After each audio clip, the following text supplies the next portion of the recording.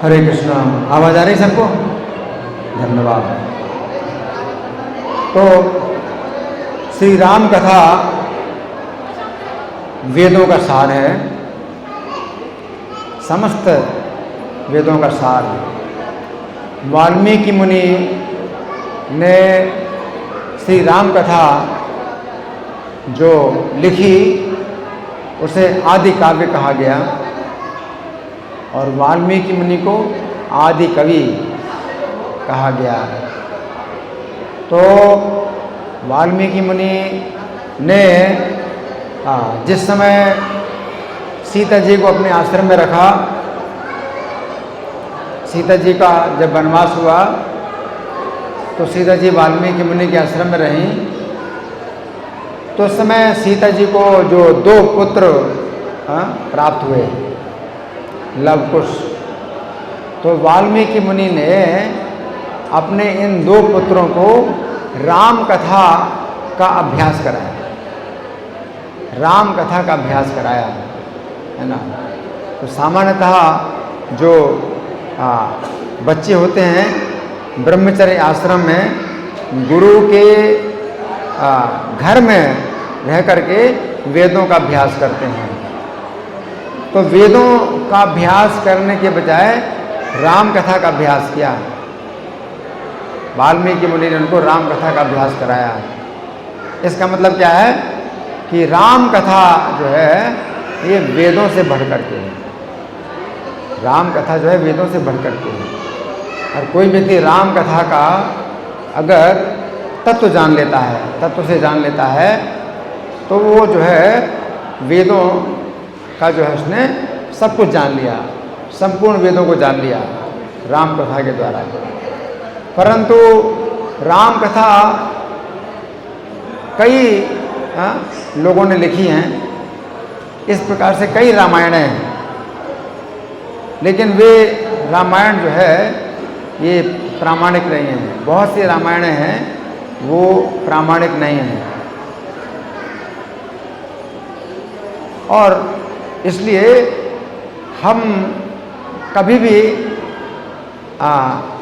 किसी को ये नहीं कहते कि आप कोई भी रामायण पढ़ो।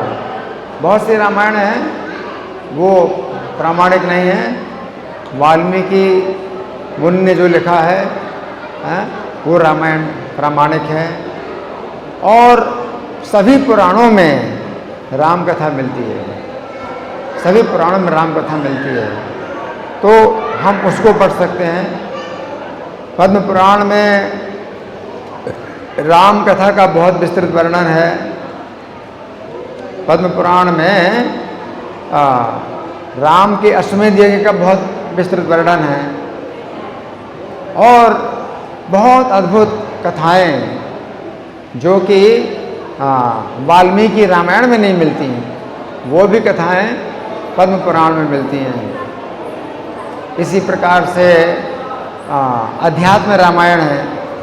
अध्यात्म रामायण में भी बहुत अद्भुत वर्णन है, राम कथा का बहुत अद्भुत वर्णन है ना। लेकिन और कई राम कथाएं मतलब रामायण हैं तो उनमें सही वर्णन नहीं मिलता है राम कथा का, और इससे कई लोग भ्रांत हो जाते हैं, भ्रमित हो जाते हैं, है ना। तो इसलिए हमें बहुत बचना चाहिए, इस भ्रांति से बचना चाहिए।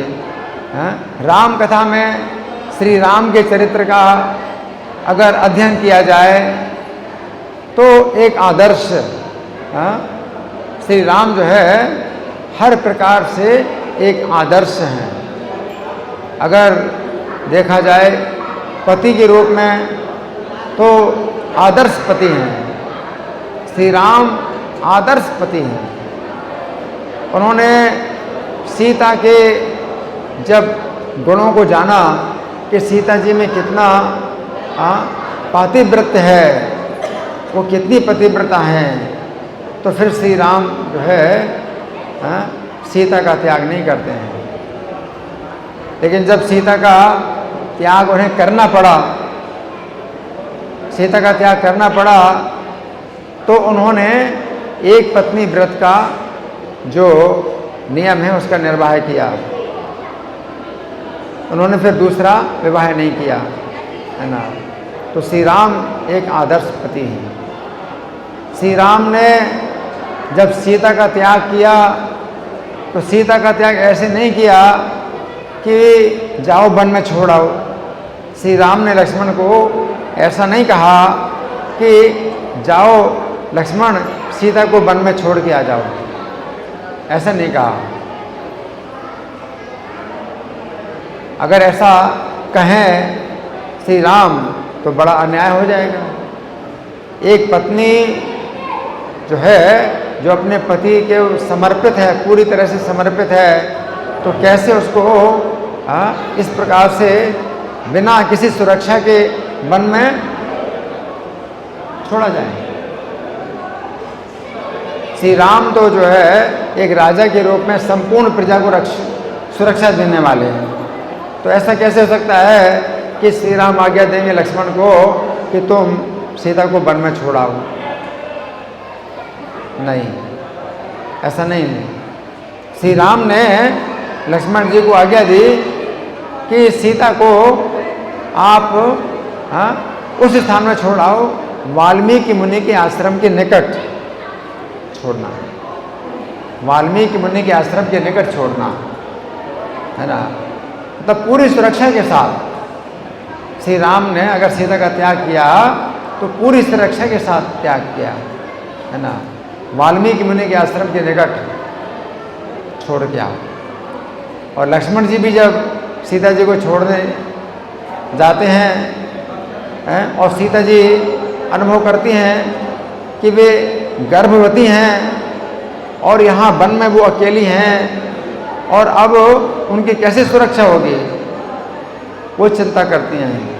तो लक्ष्मण जी कहते हैं कि देवी, मैं आपको ऐसे स्थान में छोड़ के जा रहा हूँ, यहाँ निकट वाल्मीकि मुनि का आश्रम है। तो लक्ष्मण जी कहते हैं कि निकट वाल्मीकि मुनि का आश्रम है। लेकिन अब इसमें और भी गहराई है। वाल्मीकि मुनि को सूचना श्री राम नहीं देते। श्री राम वाल्मीकि मुनि को सूचना नहीं देते और ये नहीं कहते कि वाल्मीकि मुनि के आश्रम में छोड़ाओ। वाल्मीकि मुनि के आश्रम में नहीं छुड़वाया सीता जी को, और वाल्मीकि मुनि से जो है आज्ञा भी नहीं ली, विचार भी नहीं किया वाल्मीकि मुनि के साथ कि मुझे क्या करना क्या नहीं करना, है ना। ये बहुत गहराई है। श्री राम ने वशिष्ठ मुनि से भी आज्ञा नहीं ली, वे सीता जी का त्याग कर रहे हैं, वशिष्ठ मुनि से भी आज्ञा नहीं ली। तो वशिष्ठ मुनि भी आज्ञा नहीं देते इस प्रकार की। लेकिन श्री राम ने जो कुछ भी कार्य किया वो सब कुछ बहुत सोच समझ के किया और हर दिशा से उन्होंने सोच करके सीता का त्याग किया, है ना। और सीता जी की महिमा भी जो है प्रकट करने के लिए श्री राम ने सीता जी का त्याग किया। और सीता जी के गुण कैसे हैं? सीता जी के गुण ऐसे हैं कि वो बिल्कुल निर्दोष हैं और श्री राम उनका त्याग करते हैं तो भी श्री राम में कोई दोष नहीं देखती, श्री राम में कोई दोष नहीं देखती। वे क्या मानती हैं कि मेरे पिछले जन्म का कुछ दोष है कि मैं जो है श्री राम ने मेरा त्याग कर दिया। लेकिन श्री राम ने जो कुछ किया वो सब के हित का ध्यान रखते हुए कार्य किया है। तो सीता जी नहीं मानती हैं कि श्री राम में किसी प्रकार का दोष है या कठोरता है। तो सीता जी कभी श्री राम के अंदर कठोरता नहीं देखती। श्री राम का स्वभाव कितना कोमल है और वे हमेशा सत्य प्रिय हैं, सत्य के प्रेमी हैं, न्याय के प्रेमी है और उनके अंदर पूरी दया है, पूरी करुणा है, सब कुछ है श्री राम के अंदर है। तो सीता जी इससे बहुत शिक्षा मिलती, बहुत शिक्षा मिलती है कि कई बार आप हमारे से जो बड़े लोग होते हैं हमारे साथ अगर कोई अन्याय करें या हमें दिखाई पड़े कि वो अन्याय कर रहे हैं तो हमें विद्रोह नहीं करना चाहिए, हमें विद्रोह नहीं करना चाहिए, है ना। तो सीता जी जो है ये पूर्ण रूप से एक आदर्श पत्नी का जो है उनका चरित्र है श्री राम का, है ना। तो सीता जी इतनी समर्पित हैं कि जब श्री राम को वनवास मिला तो श्री राम सीता को मना करते हैं कि तुम मेरे साथ मत चलो और तुम यहीं पर रहो, तुम्हारी सुरक्षा यहीं पर है, और वन बहुत भयंकर है, वन का निवास बड़ा कष्टप्रद होता है,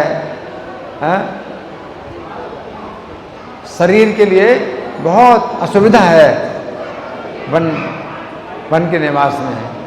लेकिन सीता जी इतनी समर्पित हैं कि श्री राम अगर वन में जाएंगे तो वे किसी प्रकार के भोगों को और किसी प्रकार की सुविधा को वो नहीं स्वीकार करना चाहती हैं। सीता जी जो है श्री राम के प्रति इतने समर्पित हैं।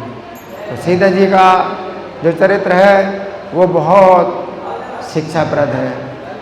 लक्ष्मण जी बहुत समर्पित हैं श्री राम के प्रति उनका इतना आदर है, श्री राम के गुणों से इतने ज़्यादा लक्ष्मण जी आसक्त हैं कि श्री राम को किसी प्रकार से भी नहीं छोड़ना चाहते हैं, और श्री राम की सेवा में वे हमेशा जो है लगे रहते हैं लक्ष्मण जी। हनुमान जी का चरित्र बड़ा दिव्य है, सेवा की भावना, उनके अंदर कितनी सेवा की भावना है। श्री राम जब उन्हें भेजते हैं सीता जी का पता लगाने के लिए, तो सीता जी का जब उन्हें पता चल गया, सीता जी का पता लग गया, तो हनुमान जी चाहते तो उसी समय ही लौट करके श्री राम को सूचना देते कि मैंने सीता जी को देख लिया। तो सीता जी निश्चित रूप से वो जान गए कि सीता जी हैं। लेकिन जैसे सेवक अपने स्वामी के हित में जितना अधिक से अधिक हो कार्य करता है, तो श्री राम के पक्ष में हनुमान जी और भी कार्य करते हैं। क्या कार्य करते हैं कि सीता जी से बात भी करते हैं, सीता जी से बात भी करते हैं। और हनुमान जी के लिए सीता जी से बात करना बड़ा मुश्किल था, कि सीता जी इतनी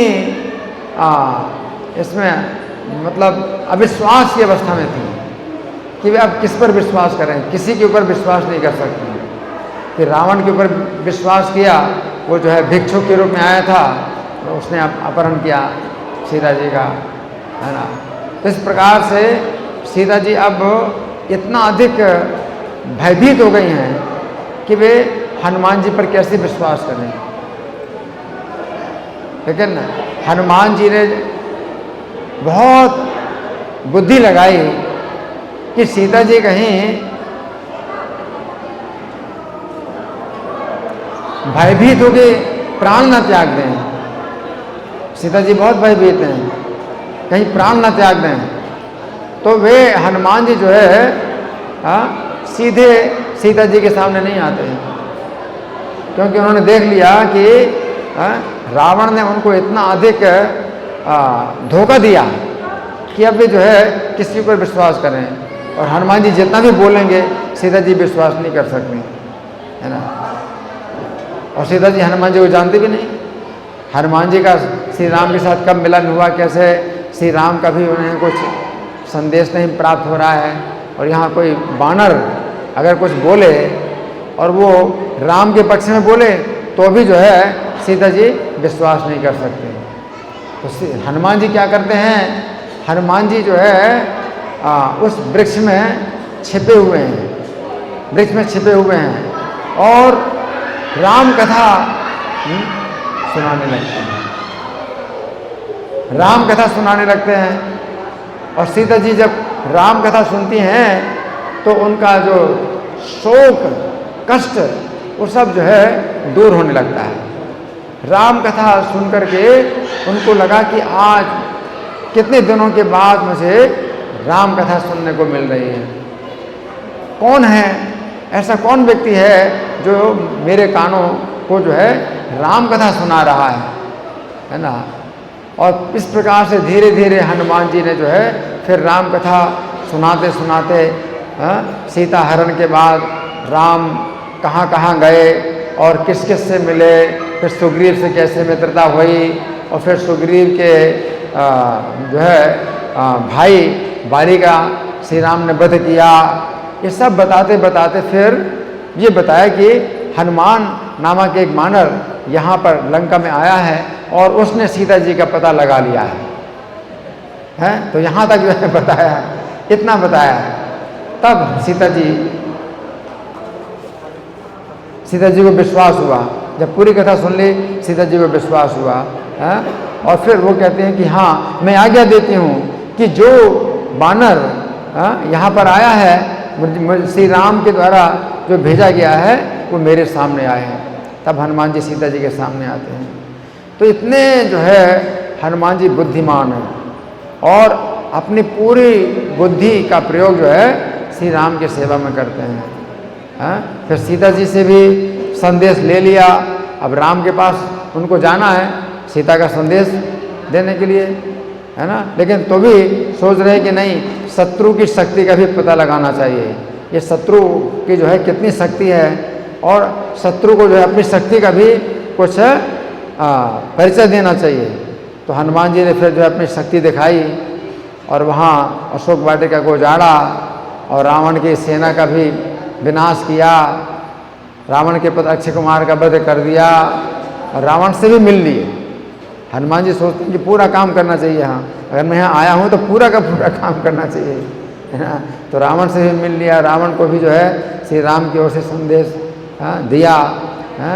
और इस प्रकार से जो है जब श्री राम के पास गए, है ना, तो हनुमान जी का भी चरित्र जो है बहुत शिक्षाप्रद है कि अगर हमें मतलब सेवा करनी है, हम अगर साधुओं की सेवा करते हैं, भक्तों की सेवा करते हैं, तो हमें इस प्रकार से सेवा करना चाहिए, अपनी बुद्धि का प्रयोग करना चाहिए। हर समय तो हम अपने स्वामी से पूछ नहीं सकते कि मुझे क्या करना क्या नहीं करना, वो तो दूर हैं।